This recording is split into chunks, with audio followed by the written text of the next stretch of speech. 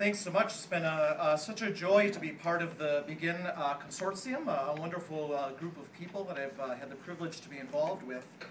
And that we might reflect just a little bit tonight on the meaning of life, our purpose for being here, and myself, of course, speaking from a Roman Catholic tradition as a Catholic priest who reflects on the meaning of life constantly, especially in light of the very human realities encountered in the church on a pastoral level, on a day-to-day basis.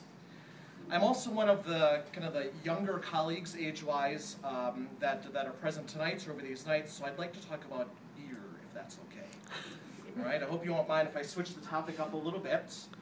A fine beer here. There's a place in the world, I want to tell you about a place in the world where the most attention has long been paid to brewing very high-quality beer, where it's taken much more seriously than even wine cultivation, and that place is the small country of Belgium. Kind of in Central Europe.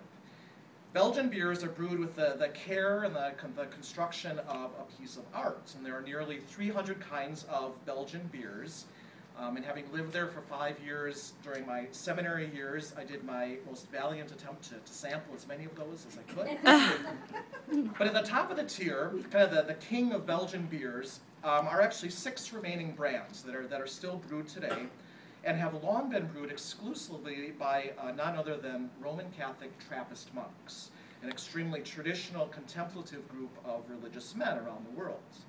So if you go to the kind of a nicer grocery store, if you find Westmalle, Akel, Chimay, or Val, or Rochefort beers, you're holding really one of the 6 remaining Trappist beers, which are held up by beer advocates around the world as kind of the premier beers in the world. They're pearls of great price. And if you're able to find the very rare, mysterious 6th Trappist beer, which is West Vleteren, you really hold a pearl of great price. This beer is widely regarded as the premier beer in the world, and it's not exported, not even sold to bars or to stores even in Belgium. And you have to go to a very remote part of Belgium, to the Trappist Abbey of St. Sixtus. St. Sixtus Abbey between noon and 1 p.m., only 3 days a week. And you get in a long line of cars, and you have to pay in cash for only maximum two trays of beer at a time. And yes, I did it. When I was there, I still have one that actually a friend sent to me, and it is worth it. It's very good. But this brewing and appreciation of beer takes place in a country that up until probably the 1960s, for several hundred years, was really the heart of Catholicism lived out. To be Belgian meant that you were Catholic, a very, very high percentage.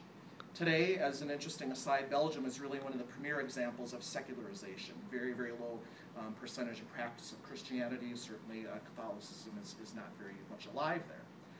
But in the soil, it's a very Catholic country. It's the heart also of the art of brewing beer, to be enjoyed, and I don't think it's an accident in history. And I say this in relationship to the fundamental question, why are we here, from a Catholic point of view?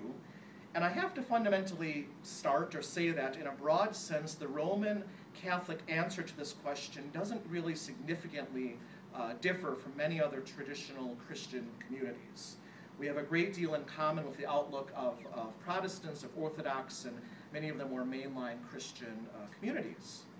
And stated in various ways and various formulations, our purpose in life is to love and serve God, who created and redeemed us, and to strive to be with Him in eternal life. So unfortunately, there isn't anything that I could say that would be profoundly shocking or different to those of you who here who perhaps are Christians but not necessarily Catholic. However, I think that there are some ways in which Roman Catholics from this whole frame this whole reflection on the meaning of life. And in speaking about Belgian beer and the integral involvement of traditional Catholic Trappist monks in that process, I want to state one of the 2 major frames that we would think about, or concepts that would be important to Roman Catholics, reflecting on the question of why we're here. And one of those 2 areas is what I spoke of with beer, which is how we view creation and created matter in the world, and it is that we find it very fundamentally good. Our bodies are not a problem to be escaped from. With their weaknesses and the evil that bodies can do, it's good that we exist. It doesn't matter what we do, whether the world judges us useful, but the very human being in existence is fundamentally good. And the world is good and to be enjoyed. And our sacramental and incarnational sense of looking at the world means that created things of the world are good. To be a good Catholic really means, despite unfortunately how it's lived out, really means to enjoy a good meal. You know, the very Catholic parts of Europe, Belgium, Italy, France have really some of the best cuisines in the world. To not be afraid of, within moderation, wine and beer, and as well as art and music and literature. A genuine Catholic very much welcomes genuine science as well, because all leads to the fundamental truth that the desire for God is inscribed on each one of our hearts. Since we are created for Him, our hearts are restless until they rest in Him, those very often quoted words of Augustine. This love of creation means a good Catholic must be joyful.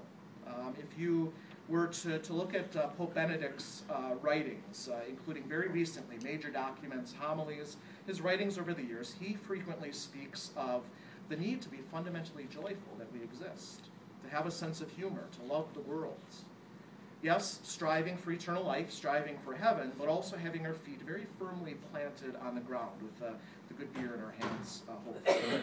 This image of joy isn't, unfortunately, always what Catholics are known for, which is so sad. So to answer this question, why are we here, this is the first framework, the high value placed upon creation now, with the joys and the sufferings and pain, that this world is still fundamentally good, rather than a problem to escape.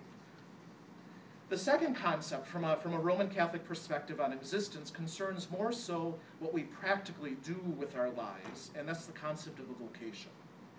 Vocation comes from the Latin word vocare, which simply means to call, or a calling, you could say.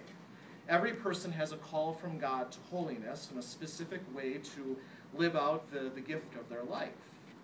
One of the major projects in life for a faithful Catholic is to very carefully discern his or her vocation, their state in life that is then lived out in various ways, and it helps us in our search for meaning, our search for God. My vocation, I believe, is to be permanently committed to is a Roman Catholic priest who has been sacramentally ordained to celebrate the sacraments and focus in a particular way on the ad intra, or the more internal issues of the church. We don't have outside jobs, as an example. We devote ourselves through the promises of celibacy and obedience to giving ourselves entirely to the service of the institutional church in whatever ways that we're called upon. Some are called to a vocation of the laity in marriage, a man and a woman who share in the love that Christ has for each one of us, or opens new life. The vocation of the laity, married or single, is to spread the gospel to every creature, we would say, living well one's faith in their workplace, in their neighborhood, in their family, and the focus in life of the laity is on the ad extra, kind of the outward mission or the outward image of the church. Some have a vocation to consecrated religious life, devoting their whole life to a life in community, to focus entirely on prayer, to a particular charitable activity, or to whatever charism a particular religious community or order possesses. Jesuits and teaching in universities, Wheaton Franciscans who operate this hospital and work in healthcare very much, School Sisters of St. Francis who are very much devoted to teaching.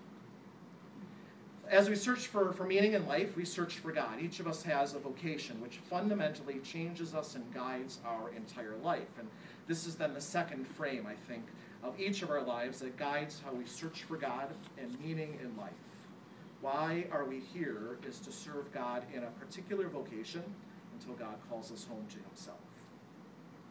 So again, why are we here? Answered by a Roman Catholic does not significantly differ from other Christians in my view of things. But there are frameworks that may be more uniquely Catholic. And I've given just two of those. First of all, the importance we place on the created world, not desiring at all to escape to just the spiritual. And secondly, the importance that we place on the vocation that each one of us has to holiness in a particular way of life. If I were to maybe have some more time, there's much more I could say about a Roman Catholic concept of existence. Particularly, I might add the importance of a communitarian and relational life that's expressed through our very strong emphasis on the church. But I'll leave that the discussion here at those two fundamental concepts I've explained. As a Roman Catholic, I have a duty to sometime sooner rather than later tonight to drink this beer. So I'll stop there.